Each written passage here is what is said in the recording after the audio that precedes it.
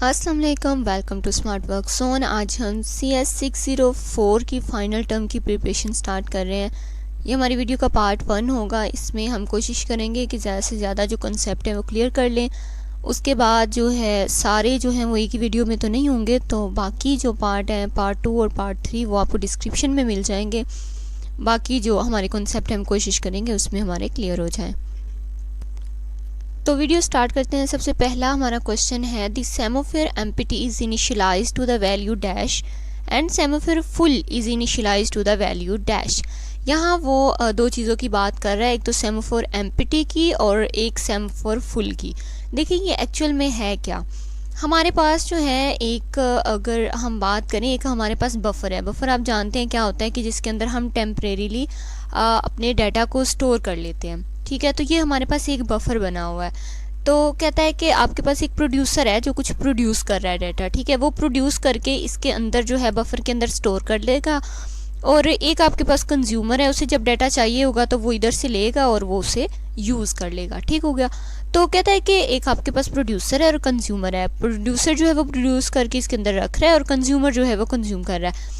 अब देखिए प्रॉब्लम आ सकती है कि जो है अगर ये प्रोड्यूसर रख रहा है और स्टैक फुल हो गई है, अंदर जगह नहीं बची, तो प्रोड्यूसर को कौन बताएगा कि स्टैक फुल हो गई है, अब आपने और प्रोड्यूस नहीं करना। इसी तरह अगर जो आपका कंज्यूमर है वो यहाँ से डाटा ले रहा है, तो कंज्यूमर को कौन बताएगा कि भाई स्टैक खाली है, अभी आपने यहाँ से डाटा नहीं पिक कर सकते। तो इस चीज़ के लिए हम जो है दो चीज़ें यूज़ करते हैं, सेमोफोर एम्प्टी एंड सेमोफोर फिल। सेमोफोर एक्चुअली इसलिए यूज़ किया जाता है, जैसे ये मैंने आपको प्रॉब्लम्स बताई, हमें प्रॉब्लम्स आ जाती हैं, तो इस तरह की प्रॉब्लम्स को ख़त्म करने के लिए, ठीक है, हमारा जो प्रोसेस होता है उसको सिंक्रोनाइज़ करने के लिए हम सेमोफोर यूज़ करते हैं। तो यहाँ पे जो सेमोफोर की दो टाइप्स समझ लें, दो टर्म्स समझ लें जो यूज़ हुई हैं, वो है सेमोफोर एम्प्टी एंड सेमोफोर फुल। सेमोफोर एम्प्टी जो है वो इसके लिए हम यूज़ करेंगे। सेमोफोर एम्प्टी से बताएगा कि कितने नहीं, सेमोफोर एम्प्टी जो है वो हमारे प्रोड्यूसर के लिए यूज़ होगा। प्रोड्यूसर को पता करना है ना कि कितने एम्प्टी हैं, अगर एम्प्टी कोई है या नहीं है ब्लॉक में, उसके अंदर जाके डाटा रखूं। तो जो हमारा सेमोफोर एम्प्टी है वो इसे बताएगा कि कितने एम्प्टी ब्लॉक हैं, यानी कि अभी तुम डाटा उसके अंदर रख सकते हो या नहीं रख सकते। अगर ये कहेगा कि आपके पास 0 एम्प्टी हैं तो इसका मतलब है अब ये डाटा नहीं रख सकता। अगर ये कहेगा वहाँ 1 एम्प्टी है बॉक्स यहाँ पे, तो इसका मतलब है कि एक दफ़ा डाटा रखा जा सकता है। इसी तरह जो सेमोफोर फुल है ये यहाँ पे यूज़ होगा। ठीक है, यहाँ पे हम सेमोफोर फुल यूज़ करेंगे। ये इसे बताएगा कि कितने यहाँ पे जो टोटल स्टैक के अंदर बॉक्सेस हैं, कितने बॉक्स फुल हैं। ठीक है, तो अगर ये कहेगा कि 0 फुल है तो इसका मतलब है कि ये यहाँ से डाटा नहीं ले सकता। अगर 1 है तो 1 दफ़ा ले सकता है, 2 है तो 2 दफ़ा ले सकता है। ठीक है, तो अब क्वेश्चन ये है, वो कहता है जब हम इनिशियलाइज करते हैं, जब हम अपने काम को स्टार्ट करते हैं, ठीक है, तो जब हमने स्टार्ट किया तो आपको पता है कि स्टार्टिंग में जो है हमारी ये चीज़ जो है स्टैक जो है ये खाली होगी बिल्कुल। ठीक है, अब वो कहता है जब हमने स्टार्ट किया तो जाहिर है स्टैक तो हमारी खाली होगी। अभी प्रोड्यूसर ने कुछ प्रोड्यूस करना स्टार्ट नहीं किया, कंज्यूमर ने कुछ भी लेना स्टार्ट नहीं किया, तो ये जो हमारा स्टैक नहीं, सॉरी, हमने बफर बनाया था, ये जो हमारा बफर है ये भी खाली है। तो कहता है कि जब स्टार्टिंग में सेमोफोर एम्प्टी की क्या वैल्यू होगी। देखिए ये सारे के सारे एम्प्टी हैं। ठीक है, तो अगर ये n नंबर ऑफ ब्लॉक्स हैं इसके अंदर, तो इसका मतलब है एम्प्टी की वैल्यू क्या होगी, n के कितने एम्प्टी हैं, n एम्प्टी हैं। यानी कि अगर मसलन हम कह लें कि n की वैल्यू हम 5 कर दें, यहाँ पे कितने हैं 1 2 3 4 बनाए हैं हमने, n की वैल्यू 4 कर दें, हम कहेंगे यहाँ पे टोटल ब्लॉक्स कितने हैं 4, तो एम्प्टी की वैल्यू भी क्या होगी 4। ठीक है, इसी तरह अगर आप जो है वो फुल की बात करें तो जो सेमोफोर फुल है वो इसे बताएगा कि कितने फुल हैं, और जब इनिशियल है, अभी अभी हम स्टार्ट कर रहे हैं, हमने कुछ भी अंदर नहीं रखा, तो इसका मतलब है कि 0 फुल है। ठीक है, कुछ भी नहीं है इसमें, तो इसका मतलब हुआ कि सेमोफोर एम्प्टी की वैल्यू क्या होगी n, यानी कि सॉरी, सेमोफोर एम्प्टी की वैल्यू क्या होगी n, के मतलब जो है n नंबर ऑफ जो आपके बॉक्सेस हैं वो एम्प्टी हैं, यानी कि सारे के सारे एम्प्टी हैं। और सेमाफोर फुल की वैल्यू क्या होगी, 0 के, अभी कोई भी फुल नहीं हुआ, ठीक है। तो ये इनिशियलाइज के लिए है। इसके अलावा अगर वो आपको कोई कंडीशन दे देता है कि मसलन प्रोड्यूसर ने जो है वो 3 डाटा डाले हैं और जो कंज्यूमर है उसने 2 दफ़ा डाटा निकाल लिया है, तो अब बताएं कि एम्प्टी की वैल्यू क्या होगी और फुल की वैल्यू क्या होगी। तो आप देखें कि अब जो हमारे पास 3 बॉक्सेस एम्प्टी हैं तो एम्प्टी की वैल्यू 3 हो जाएगी, और फुल जो है वो 1 के अंदर डाटा पड़ा हुआ है तो फुल की वैल्यू 1 हो जाएगी, ठीक है। अगर इस तरह का क्वेश्चन आ जाता है तब भी आप इसे सॉल्व कर सकते हैं। नेक्स्ट क्वेश्चन है हमारे पास, a dash is a region of code where shared resources are accessed. कहता है कि ऐसा कौन सा रीजन है कोड का जहाँ पर शेयर्ड रिसोर्सेज जो हैं वो एक्सेस किए जाते हैं।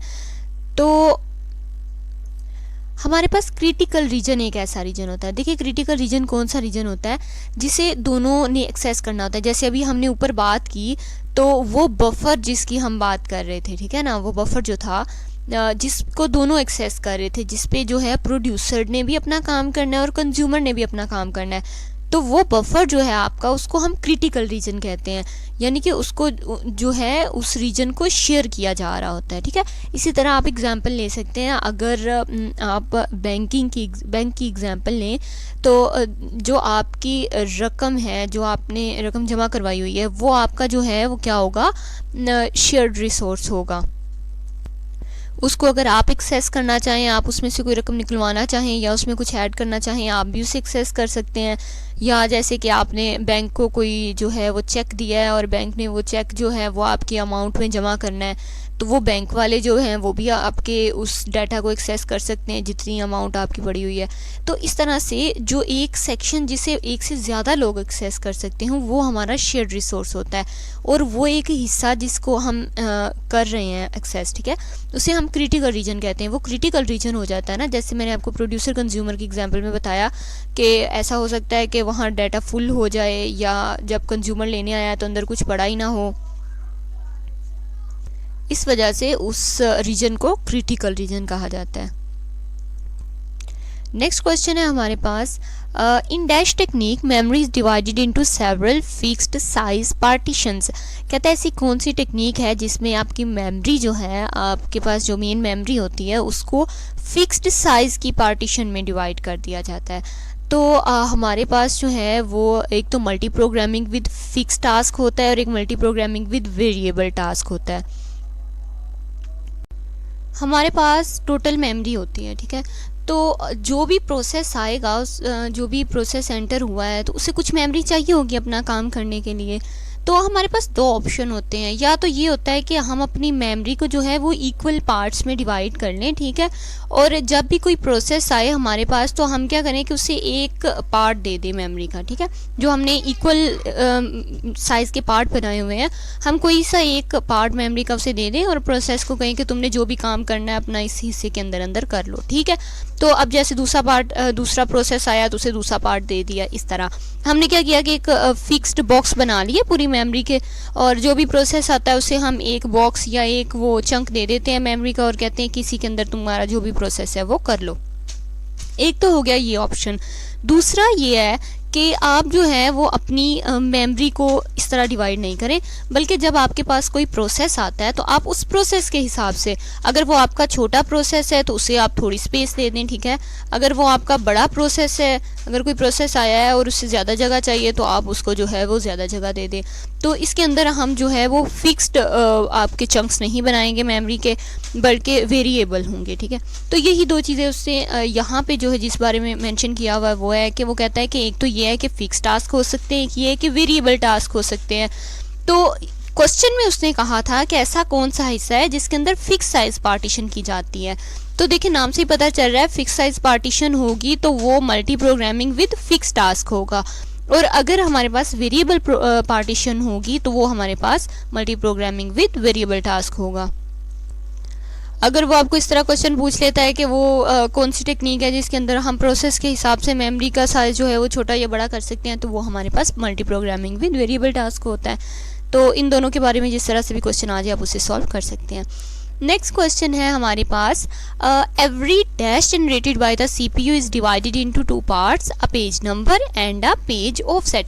कहते हैं कि ऐसी कौन सी चीज़ है every dash generated by the CPU, जिसे सीपीयू जनरेट करता है और उसके दो हिस्से होते हैं, एक हिस्सा उसका जो है वो पेज नंबर होता है और दूसरा उसका जो है वो पेज ऑफसेट होता है। तो ये हमारे पास जो होता है ये लॉजिकल एड्रेस होता है। इसकी डिटेल हम देख लेते हैं। यहाँ अगर आप आएँ तो हमारे पास एक प्रोसेस होता है जिसे हम अपनी मेमोरी के अंदर रखते हैं। अब देखें मेमोरी के अंदर जो है हम मेमोरी की पार्टीशन कर देते हैं। तो मेमोरी के अंदर दो तरह की पार्टीशन हम करते हैं, या तो फिज़िकल मेमोरी की पार्टीशन होती है, मतलब फिज़िकल मेमोरी की भी पार्टीशन होती है और लॉजिकल मेमोरी की भी पार्टीशन होती है। तो जब हम फिज़िकल मेमोरी के फिक्स्ड साइज़ ब्लॉक बनाते हैं तो उसे हम फ्रेम कहते हैं, ठीक है। और जो हम लॉजिकल मेमोरी जो है उसके जब हम फिक्स्ड साइज़ ब्लॉक बना रहे होते हैं तो उसको हम पेजेस कहते हैं। अब देखिए अगर हमने एक अपना प्रोसेस जो है उसका डाटा सेव करना है और वो डाटा जो है वो एक पेज के अंदर पूरा नहीं आ रहा, तो हम क्या करेंगे, हम जो है उसे फिर एक से ज़्यादा पेजेस के अंदर सेव करेंगे। अब उन पेजेस को आपस में लिंक रखने के लिए या उन पेजेस को हम इजीली कैसे ढूंढ सकते हैं, इसके लिए फिर हम एक पेज टेबल बनाते हैं। पेज टेबल आप यूँ कंसिडर कर लें जैसे मसलन हम अपनी बुक्स के अंदर देखते हैं कि वो स्टार्टिंग में आप देखते होंगे, आप कहते हैं कि अगर मैंने चैप्टर 5 पे जाना है तो वो बताता है कि आपको चैप्टर 5 जो है वो इस पेज नंबर पे होगा, ठीक है।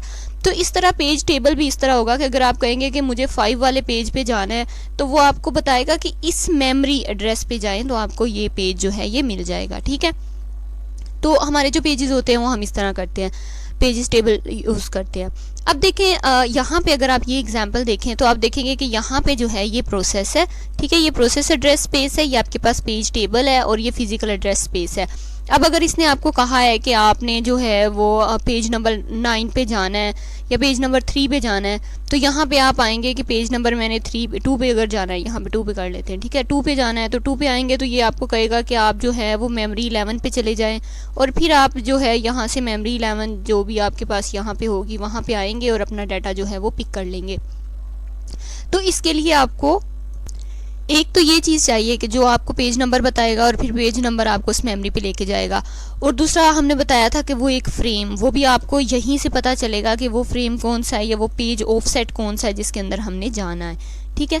तो यही दो चीज़ें, ये देखें यहाँ पे लिखा हुआ है कि लॉजिकल एड्रेस के लिए हमें क्या होता है कि दो पार्ट्स चाहिए होते हैं। एक तो हमें पेज नंबर चाहिए, ठीक है। सबसे पहले तो हमें पेज नंबर चाहिए कि किस पेज नंबर को हमने फाइंड करना है। उसके बाद पेज ऑफसेट, यानी कि उस पेज पे अगर हम चले जाएं तो उसका कौन सा पोर्शन है जो हमने पिक करना है, ठीक है। तो ये दो चीज़ें जब आपको बता दी जाती हैं वो आपका लॉजिकल एड्रेस होता है, उससे आप डायरेक्ट उस पेज पे जाके उस पोर्शन को पिक कर सकते हैं। तो यहाँ उससे पूछा हुआ था कि वो कौन सी चीज़ है जो सीपीयू से जनरेट की जाती है, तो वो हमारे पास लॉजिकल एड्रेस होता है। लॉजिकल एड्रेस जो है ये सीपीयू हमें जनरेट करके देता है और इसके जो हैं वो दो हिस्से होते हैं, ठीक है। नेक्स्ट क्वेश्चन पे चलें तो नेक्स्ट क्वेश्चन जो है हमारे पास वो है, if validation bit is zero it indicate and dash state of segment. कहता है कि अगर आपकी वैलिडेशन बिट जो है वो अगर ज़ीरो हो जाए तो आपकी स्टेट ऑफ सेगमेंट क्या शो करेगी।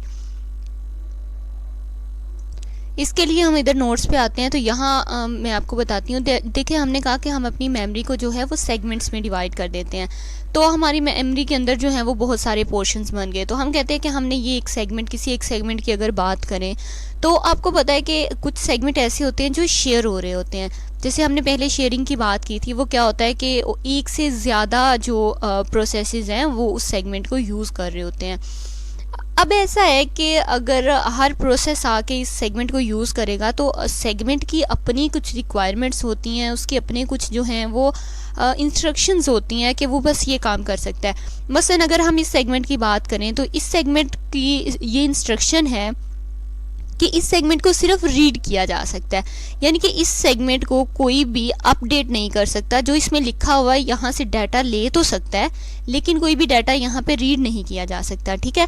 तो अब अगर कोई प्रोसेस आता है और आके यहाँ पे लिखने की कोशिश करता है, राइट करने की कोशिश करता है, तो क्या होगा। तो इसके लिए हमें उसकी प्रोटेक्शन चाहिए होती है, ठीक है। तो प्रोटेक्शन क्या है कि आप जब भी किसी सेगमेंट में जाएंगे तो वो आपको बताएगा कि जो प्रोसेस प्रोसेस आया है यहाँ पे जो काम करने, वो काम लीगल है या इलीगल है, ठीक है। तो इसके लिए हम यहाँ पे एक वैलिडेशन बिट यूज़ करते हैं। वैलिडेशन बिट क्या करती है, अगर प्रोसेस आया इस सेगमेंट के अंदर और वो चाह रहा है कि वो रीड करे, तो ठीक है, तो फिर आपकी वैलिडेशन बिट जो है वो आपको 1 इंडिकेट करेगी। इसका मतलब है कि ठीक है, 1 का मतलब होगा कि ये लीगल है, आप ये काम कर सकते हैं, तो वो इस सेगमेंट को रीड करेगी और वापस आके अपना काम कर लेगी। लेकिन अब अगर कोई ऐसा प्रोसेस आया इस सेगमेंट के अंदर जो इसमें राइट करना चाहता है, तो आपकी वैलिडेशन बिट जो है वो 0 शो करेगी, ठीक है। वो जब 0 शो करेगी तो इसका मतलब है कि ये जो प्रोसेस काम करने आया है ये इलीगल है, ये यहाँ पे नहीं हो सकता, ठीक है। तो प्रोटेक्शन के लिए हम वैलिडेशन बिट यूज़ करते हैं। वैलिडेशन बिट अगर 0 हो तो इसका मतलब है कि आपका जो भी प्रोसेस है वो इलीगल सेगमेंट है, आप गलत सेगमेंट में आ गए हैं, या आपकी गलत कमांड है जो आप यहाँ पे इस सेगमेंट में कर रहे हैं। और अगर 1 होगा तो उसका मतलब लीगल होगा। यही क्वेश्चन उसने पूछा हुआ था कि अगर 0 आ जाए तो क्या आपकी स्टेटमेंट होगी। तो देखिए, अगर 0 आ जाए तो हमारा जो स्टेट ऑफ सेगमेंट है वो इलीगल होगा। उसके बाद नेक्स्ट क्वेश्चन की तरफ चलते हैं। Dash is based on the locality of reference concept, the least frequently used page is not in the current locality. वो पूछ रहा है कि यहाँ पे जो है हमारे पास ऐसा कौन सा एल्गोरिथम है जिसको हम यूज़ करके क्या करते हैं कि ऐसा पेज, हमने पेजेस बनाए थे ना, तो ऐसा पेज जो लीस्ट फ्रीक्वेंटली यूज़ हो रहा है, यानी कि जो सबसे कम यूज़ हो रहा है, उसको जो है ख़त्म कर दिया जाता है। मतलब ऐसा है कि यहाँ पे हमारे पास जो पेजेस की स्पेस थी वो होगी ख़त्म, हमने अब और डाटा ऐड करना है, ठीक है। तो और डाटा ऐड करने के लिए अब क्या कर सकते हैं, या तो ऐसा हो सकता है कि हम बहुत सारी मेमोरी को और साथ जमा करें, मतलब ऐड करें और फिर उस मेमोरी में अपने डाटा को स्टोर करें, या फिर ये पॉसिबिलिटी हो सकती है कि आप यहाँ से किसी एक पेज को रिमूव कर दें और उसकी जगह एक नया पेज डाल दें। तो वो कहता है कि ऐसा कौन सा एल्गोरिथम है जो आपके सबसे कम जो यूज़ हो रहा होता है पेज उसको रिमूव कर देता है और उसकी जगह पे आपके नया जो पेज होता है उसको ऐड कर देता है। तो इसके लिए भी हम एल्गोरिथम देखते हैं और इससे रिलेटेड और भी हैं, तो हम सारे जो हैं यहाँ पे डिस्कस कर लेते हैं। तो यहाँ नोट्स में देखें, यहाँ पे हमारे पास एक चीज़ है, वैलिड इज एनॉमली। ये कहता है कि देखें, अगर हमारे पास नंबर ऑफ़ पेजेस हैं और नंबर ऑफ़ फ्रेम्स हैं, जो नंबर ऑफ़ फ्रेम है ये आपकी मेमोरी है। तो कहता है कि क्या हमेशा जब हम अपनी मेमोरी को ज़्यादा करते हैं तो हम ये सोच रहे होते हैं कि हमें बेटर परफॉर्मेंस मिलेगी, ठीक है। जैसे हमारे पास नंबर ऑफ़ पेजेस हैं यहाँ पे, तो अगर हम कहें कि हम अपने नंबर ऑफ़ पेजेस जो हैं वो ज़्यादा करें, जैसे अभी मैंने बात की थी कि हमारे पास यहाँ जगह ख़त्म हो गई है, तो हम कहें कि हम और मेमोरी ऐड कर देते हैं और उसके अंदर जो है वो अगले पेजेस को ऐड कर देते हैं, ठीक है। तो इसका मतलब है कि हम अपने नंबर ऑफ़ फ्रेम यानी कि अपनी मेमोरी को इंक्रीज़ कर रहे हैं। नॉर्मली तो कॉन्सेप्ट यही होता है कि जैसे हम अपनी मेमोरी को इंक्रीज़ करते हैं हमारी परफॉर्मेंस अच्छी होती जाती है, लेकिन हमेशा ऐसा नहीं होता। देखिए, अगर आपके पास बहुत सारे पेजेस हो जाएंगे, जैसे पहले कुछ मेमोरी में थे आपने और बना लिए, तो आपको कोई डाटा अगर फाइंड करना है तो आपको बहुत दफ़ा जो है अपने पेजेस को स्वैप करना पड़ेगा। इस पेज में पहले देखेंगे, फिर स्वैप करके इस पेज में देखेंगे, फिर स्वैप करके इस पेज में देखेंगे। इस तरह जितने ज़्यादा पेजेस होंगे इतनी ज़्यादा स्वैपिंग होगी, और जितनी ज़्यादा स्वैपिंग होगी फिर आपका जो एफिशिएंसी है काम की वो उतनी कम हो जाएगी, ठीक है। तो इसमें वो ये कह रहा है कि ज़रूरी नहीं है कि आप जब भी स्पेस या मेमोरी आप ज़्यादा दें तो आपका काम जो है वो अच्छा हो। तो इसके लिए कि हमें जो है वो ज़्यादा मेमोरी ऐड करने की बजाय हम कुछ पेजेस को रिमूव कर देते हैं, लेकिन वो पेजेस कौन से होंगे, इसके लिए हम देखते हैं। सबसे पहला हमारे पास जो है एल्गोरिथम वो है स्टैक रिप्लेसमेंट एल्गोरिथम। तो ये एल्गोरिथम क्या करता है कि ये आपके किसी एक पेज को रिमूव कर देता है, तो उस यानी कि उतनी जगह उसमें बन जाएगी और फिर उसके अंदर जो है हम एक नया पेज ऐड कर लेंगे। ये काम आपका स्टैक रिप्लेसमेंट एल्गोरिथम करता है। क्या करता है कि आपने जो एक नया पेज लाए हैं, जो नया डाटा लाए हैं, उसको रिप्लेस कर देता है पहले से मौजूद किसी पेज के पास, ठीक है। यानी कि वो क्या करेगा कि जो नया आया है उसको अंदर डाल देगा और पहले वाले को जो है वो बाहर ले आएगा, इन्हें रिप्लेस कर देगा। इसलिए इसे स्टैक रिप्लेसमेंट एल्गोरिथम कहा जाता है। इसके अंदर यही काम होता है। उसके बाद हमारे पास एल्गोरिथम आ जाता है LRU अप्रोक्सीमेशन एल्गोरिथम। अब देखें ये क्या करता है, ये एल्गोरिथम, अब हमने एक पेज निकालना है, कौन सा पेज निकालना है ये तो डिसाइड करना पड़ेगा। तो ये बिल्कुल इसी तरह होता है जैसे हम अगर कहें कि हमारे पास एक बुक है और जब हम बुक बाय करते हैं तो बुक के जो है वो स्टार्ट पे एक जो है वो बुक मार्क होता है। हम जैसे जैसे बुक पढ़ते जाते हैं बुक मार्क को आगे करते जाते हैं, जब बुक मार्क हमारा एंड पे पहुंच जाएगा तो इसका मतलब है कि ये बुक जो है कंप्लीट पढ़ी जा चुकी है। ओके हो गया। तो ये भी बिल्कुल बुक मार्क का काम करता है, ये आपको बताता है, जब ये इंडिकेट करता है कि आपका ये जो पेज है ये कम्प्लीटली यूज़ हो गया है, ठीक है। और फिर जब ये बता देगा कि ये वाला कम्प्लीटली आपका पेज यूज़ हो गया है तो फिर ऊपर हमने एल्गोरिथम देखा था वो उस पेज को जो है वो रिप्लेस कर देगा। इसी तरह पेज को रिप्लेस करने के और भी ऑप्शन है, ज़रूरी तो नहीं है कि जो एक दफ़ा यूज़ हो गया है वो दोबारा यूज़ ना हो सकता है उसने आगे फ्यूचर में यूज़ होना हो। तो बहुत सारे मेथड हैं, लेकिन अगर नेक्स्ट देखते हैं, नेक्स्ट हमारे पास है लीस्ट फ्रीक्वेंसी यूज्ड एल्गोरिथम। ये एक ऐसा एल्गोरिथम है जिसके अंदर क्या कहा जाता है, कहता है कि आपके बहुत सारे पेजेस थे ना इसके अंदर, तो आप क्या करें कि ऐसा पेज जो बहुत कम यूज़ हो रहा है, यहाँ बहुत सारे पेजेस हैं तो आप चेक करें ऐसा पेज जो बहुत कम यूज़ हो रहा है, हो ही नहीं रहा या बहुत कम यूज़ हो रहा है, तो आप उसको क्या करें कि उसको जो है वो आप बाहर निकाल दें और जो नया आपका डाटा आया उसकी जगह पे आप वो वाला रख दें। ठीक हो गया। ये हमारे पास क्या है, लीस्ट फ्रीक्वेंसी यूज्ड एल्गोरिथम। लेकिन देखिए प्रॉब्लम तो यहाँ भी आ सकती है, ऐसा हो सकता है कि जो पेज पहले कम यूज़ हो रहा था जिसे हमने रिमूव कर दिया है, हो सकता है उसने आगे जाके उसका बहुत सारा काम हो, ठीक है। या ऐसा इससे ये भी मसला आ सकता है कि आपने जो कम यूज़ हो रहा था उसे तो निकाल दिया, जो ज़्यादा यूज़ हो रहा था उससे नहीं निकाला, लेकिन हो सकता है जो पहले बहुत ज़्यादा यूज़ हो रहा था आगे कहीं भी उसका काम ही ना हो और वो जो है उसकी हमें ज़रूरत ही नहीं है और वो ऐसे ही बड़ा हुआ है, तो इसके अंदर भी प्रॉब्लम है। उसके बाद हमारे पास एक एल्गोरिथम आ जाता है मोस्ट फ्रीक्वेंटली यूज्ड एल्गोरिथम। ये आपको नाम से ही पता चल रहा होगा, जैसे लीस्ट फ्रीक्वेंटली जो था, जो सबसे कम यूज़ हो रहा था उसे रिमूव कर देता है। ये मोस्ट फ्रीक्वेंटली जो सबसे ज़्यादा यूज़ हुआ होता है उसे रिमूव कर देता है। और उसके बाद पेज बफरिंग एल्गोरिथम आ जाता है। मोस्ट फ्रीक्वेंटली में भी आप देख सकते हैं उसी तरह की हमें प्रॉब्लम आएगी। उसके बाद पेज बफरिंग एल्गोरिथम आ जाता है। पेज बफरिंग एल्गोरिथम क्या होता है कि इसके पास एक बफर होता है। बफर मैं पहले भी काफ़ी दफ़ा डिस्क्राइब कर चुकी हूँ। एक टेम्प्रेरी जो है हमारे पास स्टोरेज होती है जिसके अंदर हम अपने डाटा को रख देते हैं। तो ये क्या करता है कि यहाँ पे देखें हमारे पास पेजेस थे और पेजेस तो थे वो पड़े हुए थे और एक नया पेज आया, ठीक है, एक नया प्रोसेस आया जिसने काम करना था और वो क्या करेगा कि इसको एक प्रोसेस को उठा के इधर टेम्प्रेरी स्टोरेज में रख देगा। वो प्रोसेस आएगा, वो अपना काम करके वापस जब चला जाएगा तो यहाँ पे जो जगह वापस बच जाएगी ना, जब वो प्रोसेस चला जाएगा तो फिर ये जो टेम्प्रेरी स्टोर किया था इसे वापस रख देगा। ये एल्गोरिथम जो है ये इस तरह काम करता है।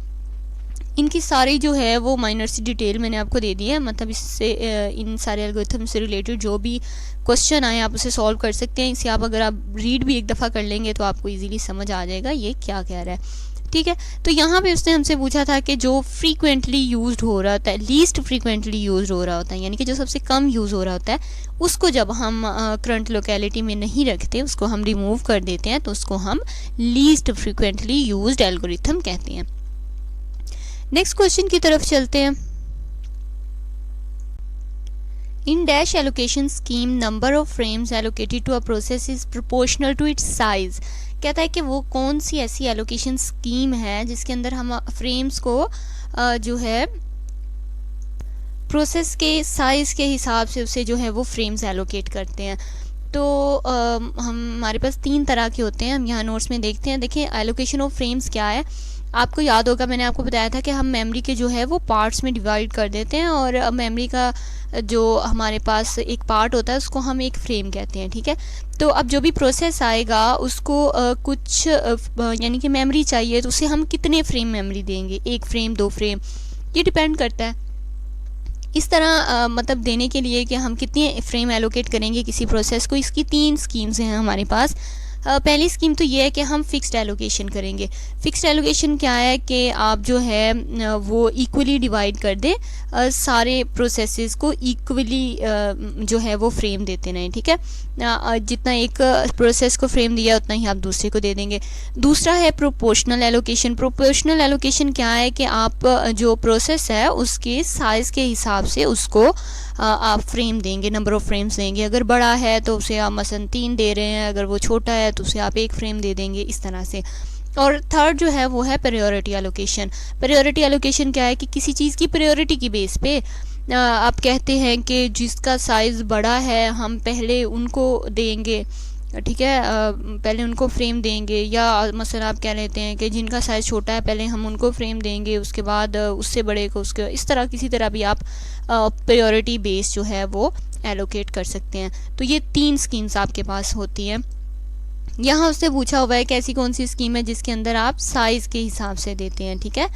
Process is proportional to its size, तो ये हमारे पास प्रोपोर्शनल एलोकेशन होती है। बाकी फ़िक्स और प्रायोरिटी भी हमने डिस्कस कर ली, तो अगर वो उसके बारे में अगर वो आपसे कह देता है कि फ़िक्स जिसमें साइज़ होता है तो वो फिक्स्ड एलोकेशन होगी, प्रायोरिटी बेस की तो सिंपल नेम से आपको पता चल जाएगा। नेक्स्ट क्वेश्चन की तरफ आते हैं। नेक्स्ट क्वेश्चन है, in case of thrashing if CPU utilises to low the operating system dash the degree of multi programming. कहता है थ्रैशिंग के अंदर अगर आपके CPU की यूटिलाइजेशन बहुत कम है तो आप डिग्री ऑफ मल्टी प्रोग्रामिंग को क्या करेंगे। मैंने आपको ये ग्राफ जो है पहले भी दिखाया था स्टार्टिंग में लेक्चर के, यहाँ दोबारा मैंने ड्रॉ किया हुआ है। देखिए हमने कहा था कि जब हम CPU यूटिलाइजेशन जो है उसको इंक्रीज़ करेंगे, डिग्री ऑफ मल्टी प्रोग्रामिंग हम इंक्रीज़ करेंगे तो हमारी CPU यूटिलाइजेशन भी इंक्रीज़ होती जाएगी, ठीक है। तो अगर आप चाहते हैं कि आपने अपनी CPU यूटिलाइजेशन इंक्रीज़ करनी है तो आपको डिग्री ऑफ मल्टी प्रोग्रामिंग भी इंक्रीज़ करनी पड़ेगी। ये ग्राफ आपको नोट्स के अंदर भी मिल जाएगा। तो अब वो कह रहा है कि आपकी CPU की यूटिलाइजेशन जो है वो कम है, तो इसके लिए आप क्या करेंगे। इसके लिए हम क्या करेंगे कि डिग्री ऑफ मल्टी प्रोग्रामिंग को ज़्यादा करेंगे। जब हम इसको ज़्यादा करेंगे तो हमारी CPU यूटिलाइजेशन भी ज़्यादा हो जाएगी। तो इसलिए हमारा जो करेक्ट आंसर है वो है इंक्रीज़। आपको लेक्चर कैसा लग रहा है कमेंट में ज़रूर बताया करें, और अगर अच्छा लगता है तो चैनल को ज़रूर सब्सक्राइब किया करें। आपकी सब्सक्रिप्शन और कमेंट्स जो हैं ये मेरे लिए मोटिवेशन होते हैं कि जो मेरे लेक्चर्स हैं इनसे आपकी हेल्प हो रही है, मुझे आगे बनाने चाहिए। तो ज़रूर बताया करें कैसे लगते हैं लेक्चर्स, और must subscribe the channel. Next question की तरफ चलते हैं। नेक्स्ट क्वेश्चन है हमारे पास, dash enable process to communicate with each other. एक दूसरे के साथ कम्युनिकेट करने के लिए हमारे पास कौन सा प्रोसेस इनेबल करता है। या देखिए हमारे पास जो है यूनिक्स के अंदर 7 ऐसी जो हैं वो आपके पास टाइप्स हैं फाइल्स की जो सपोर्ट नहीं की जाती। उन्हीं फाइल्स के अंदर से आपको ये उन्हीं फाइल्स के अंदर जो डिस्कशन है उसके अंदर से ये क्वेश्चन आया हुआ है, तो वो फाइल्स हम देख लेते हैं। सबसे पहले आपकी जो ऑर्डिनरी फाइल हैं वो यूनिक्स के अंदर सपोर्ट नहीं की जाती। डायरेक्टरी फाइल्स जो आपकी होती हैं जिसके अंदर दूसरी फाइल्स के नाम वगैरह लिखे होते हैं, वो फाइल्स जो हैं वो नहीं एक्सेप्ट की, सपोर्ट नहीं की जाती। उसके बाद ब्लॉक स्पेशल फाइल जो होती हैं, ठीक है, करैक्टर स्पेशल फाइल्स आपकी वो भी नहीं सपोर्ट की जाती। लिंक फाइल जो आपकी होती हैं उन्हें भी सपोर्ट नहीं किया जाता। इसके बाद फीफो और सॉकेट जो हैं इनको भी एक्सेप्ट नहीं किया जाता। तो ये देखिए अगर आप फीफो के आगे देखें तो यहीं पे लिखा हुआ है enable process to communicate with each other on the same system. कहता है कि ये प्रोसेस को इनेबल करता है कम्युनिकेट के लिए सेम सिस्टम में। लेकिन अगर वो आपसे कह देता है कि सेम या डिफरेंट दोनों पे अगर वो करे, तो सेम या डिफरेंट दोनों पे, तो उसके लिए जो है वो सॉकेट होता है। सॉकेट जो है ये एक दूसरे के साथ कम्युनिकेट करता है सेम कंप्यूटर पे भी और डिफरेंट कंप्यूटर्स पे भी। लेकिन फीफो जो है ये सिंपली आपका जो है वो सेम कंप्यूटर पे करता है। लेकिन अगर यहाँ आप ऑप्शंस देखें तो हमारे पास सॉकेट का ऑप्शन तो नहीं है, इसलिए कन्फ्यूजन तो हो ही नहीं सकती, सिर्फ फीफो का ऑप्शन है। बाकी आपके पास उन्होंने दिए हुए हैं, डायरेक्टरी का है, लिंक फाइल का है, ऑर्डिनरी फाइल का है, लेकिन सॉकेट का नहीं दिया हुआ, क्योंकि सॉकेट भी अलाउ करता है। और अगर वो आपसे क्वेश्चन इस तरह भी पूछ सकता है कि सेम सिस्टम पे कौन करता है, तो वो फीफो करता है, और सेम पे और डिफरेंट दोनों पे कौन करता है, तो वो हमारे पास सॉकेट होता है। इसके बाद नेक्स्ट क्वेश्चन की तरफ चलते हैं। नेक्स्ट क्वेश्चन है हमारे पास, when a dash link is created a directory entry for the existing file is created. तो कहता है कि ऐसा कौन सा लिंक है जिसको जब क्रिएट किया जाता है तो उसके साथ एक डायरेक्टरी एंट्री भी जो है वो पहले एग्जिस्टिंग फाइल के साथ क्रिएट होती है। देखिए हमारे पास जो हार्ड लिंक होता है ना, वो जब हम क्रिएट करते हैं, हार्ड लिंक एक्चुअल में क्या होता है, हार्ड लिंक जो है जब आप एक या दो से ज़्यादा फाइल्स को मिला के एक नई फाइल बनाते हैं ना, यानी कि आपने एक फ़ाइल बनाई वो आपकी किसी दो फाइल्स को लिंक कर रही है, ठीक है। तो अगर आप इस फाइल में कोई चेंजिंग करेंगे तो वो भी इस फाइल में होगी, अगर आप फाइल 2 में कोई चेंजिंग करेंगे तो वो भी इस फाइल में होगी। तो जब हम इन दोनों को मिला के एक नई फाइल बनाएंगे तो फिर ये जो पहले से एग्जिस्टिंग फाइल हैं इनके साथ एक डायरेक्टरी एंट्री बन जाएगी। वो डायरेक्टरी एंट्री क्या काम करती है कि वो इनका लिंक करवाती है आपस में, ठीक है। अगर हमने मिक्स करके बनाई है फाइल्स, इन दोनों से लिंक भी तो रखना है ना, फिर उस लिंक रखने के लिए जो एग्जिस्टिंग फाइल्स होती हैं उनके साथ एक डायरेक्टरी एंट्री भी क्रिएट होती है। तो हमने जब एक यानी कि इसको हम हार्ड लिंक फाइल कहते हैं, जब हमने हार्ड लिंक क्रिएट किया तो उसके साथ एक डायरेक्टरी एंट्री भी क्रिएट होगी जो पहले से एग्जिस्ट फाइल है उनके साथ, ठीक है। तो यही चीज़ वो आपसे पूछ रहा है, वो कहता है कि वो कौन सा लिंक है जिसे क्रिएट करते हैं तो डायरेक्टरी एंट्री भी क्रिएट होती है, तो वो हमारे पास हार्ड लिंक है। इसके बाद क्वेश्चन है in dash each file is a link list of disk blocks may be scattered anywhere on the disk. कहता है जब फाइल को डिस्क के अंदर जगह दी जाती है तो वो जो ब्लॉक्स हैं वो ब्लॉक्स अगर स्कैटर्ड हों, कोई ब्लॉक कहीं पे है कोई ब्लॉक कहीं पे है, तो उसको हम क्या कहते हैं। तो ये हमारे पास 3 तरह के होते हैं। देखिए जब हम स्पेस एलोकेट करते हैं तो उसके लिए हमारे पास 3 मेथड होते हैं।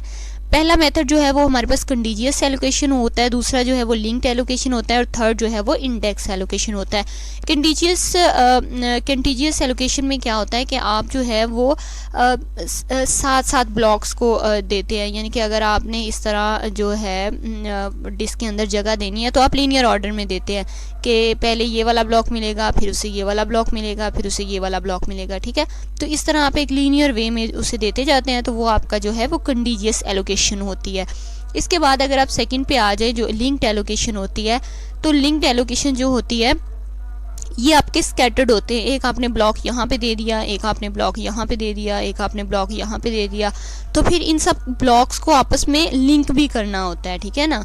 कि पहले डाटा जो है वो इस ब्लॉक में रखा था, उसके बाद वाला डाटा इस ब्लॉक में है, उसके बाद वाला डाटा इस ब्लॉक में है, तो अगर लिंक होगा तब ही हम उस डाटा को एक्सेस कर पाएंगे ना, तो इसलिए उसे जो है वो लिंक्ड एलोकेशन कहा जाता है। ये देखें ये कंटीजियस एलोकेशन है, ये यहाँ पे अगर आप देखें तो ये देखें यहाँ पे आपके पास डायग्राम बनी हुई है। क्या है कि ये आपको दिया, ठीक है, एक फ़ाइल के लिए ये दे दिया, फिर नेक्स्ट फाइल के लिए उसने ये देखें 3 बॉक्स दे दिए, नेक्स्ट जो उसने स्पेस एलोकेट की तो वो इस तरह ये बिल्कुल साथ उसी तरह, ठीक है। फिर उसने देखे 28, 29, 30 और 31 वो साथ देता है। जब भी किसी को स्पेस एलोकेट कर रहा है तो साथ कर रहा है। लेकिन अगर हम लिंक्ड एलोकेशन पे आ जाएं, यहाँ पे आपको एग्जांपल मिलेगी। ये देखें यहाँ आप देखेंगे कि यहाँ पे जो है सबसे पहले स्टार्ट जो था, स्टार्टिंग में पहली स्पेस जो उसने दी वो दी 16 के अंदर, ठीक है। 16 बॉक्स के अंदर हमने डाटा सेव किया, उसके बाद जो बाकी डाटा था वो हमने यहाँ पे लाके उसे सेव कर दिया। फर्स्ट जो था वो 9 के अंदर सेव किया, 9 के बाद जो है वो 16 के अंदर सेव किया, 16 के बाद जो है फिर हम इधर बाकी डाटा जो था वो 10 में सेव किया, फिर 10 में करने के बाद 25 पे सेव किया और 25 के बाद माइनस जो है 10 पे और फिर 25 पे सेव किया। तो ये जो 25 था ये उसने कहा कि यहाँ पे हमारा जो डाटा है वो एंड हो गया है। तो ये देखिए ये उसने एक डायरेक्टरी बनाई है, वो डायरेक्टरी हमें बता रही है कि जो आपकी फ़ाइल है उसका नाम ये है, उसका स्टार्ट जो है वो आप यहाँ से करेंगे, फिर वो हर जो बॉक्स है वो आपको लिंक करेगा कि इसके बाद आपने यहाँ जाना है, इसके बाद यहाँ जाना है, और फिर ये आपको डायरेक्टरी बताएगी कि जब आप 25 पे पहुँच जाएँ तो आपका डाटा कंप्लीट हो जाएगा। ये हमारे पास लिंक्ड एलोकेशन होती है और इसमें आप देख रहे हैं कि इसके बाद इसके अंदर हमारे पास स्कैटर्ड होते हैं मेमोरी सेल्स जो हैं, एक यहाँ पे मिल गया, कोई यहाँ पे, कोई यहाँ पे। उसके बाद होती है इंडेक्स एलोकेशन। इंडेक्स क्या होती है कि आप क्या करेंगे कि एक बॉक्स के अंदर सब का एड्रेस सेव कर लेंगे। जैसे अगर आप यहाँ पे देखें तो हम क्या करेंगे कि एक बॉक्स जो है यहाँ की जो डायरेक्टरी है वो बताएगी कि 19 के अंदर चले जाएं। हम 19 के अंदर जाएंगे, 19 के अंदर एक वो पूरी इंडेक्स बना होगा, जैसे वो मैंने आपको पहले भी एग्जांपल दी थी, हमारी बुक्स के स्टार्टिंग में वो एक बना होता है कि अगर हमने जो है वो 5th चैप्टर पे जाना है तो आप इस पेज नंबर पे चले जाएं, 2nd चैप्टर पे जाना है तो इस पेज नंबर पे चले जाएं। इस तरह से एक पहला बॉक्स जो है उसके अंदर पूरी डायरेक्टरी बनी होगी, यहाँ से आप जिस भी बॉक्स में जाना चाहें ये आपको इंडिकेट कर देगा कि वहाँ पे चले जाए। तो ये 3 जो हैं ये हमारे पास यूज़ होती हैं, इंडेक्स एलोकेशन थी और लिंक्ड एलोकेशन थी और हमारे पास कंटीजियस एलोकेशन थी। यहाँ पे जो आपसे क्वेश्चन किया है वो ये कह रहा है कि जहाँ पे स्कैटर्ड होते हैं डिस्क के अंदर, तो स्कैटर्ड हमने देखा कि वो हमारे पास लिंक्ड एलोकेशन के होते हैं, ठीक है। अगर वो आपसे पूछ ले कि हम लीनियर वे में देते हैं तो वो कंटीजियस होंगे, और अगर वो ये कह दें कि वो इंडेक्स बना होता है तो वो ज़ाहिर इंडेक्स एलोकेशन होगी। वीडियो आई थिंक काफ़ी लेंथी हो गई है, तो बाकी जो है वो हम पार्ट 2 में करेंगे, और मैं कोशिश करूँगी हम पार्ट 3 भी कर लें, तो उसके लिंक आपको डिस्क्रिप्शन में मिल जाएंगे। अगर वीडियो अच्छी लगी है तो ज़रूर शेयर किया करें, आपके पास जो ग्रुप्स होते हैं, जो आपके फ्रेंड्स होते हैं, उनके साथ ज़रूर शेयर किया करें अगर आपको वीडियोस अच्छी लगती हैं तो। अभी तक के लिए अल्लाह हाफिज़।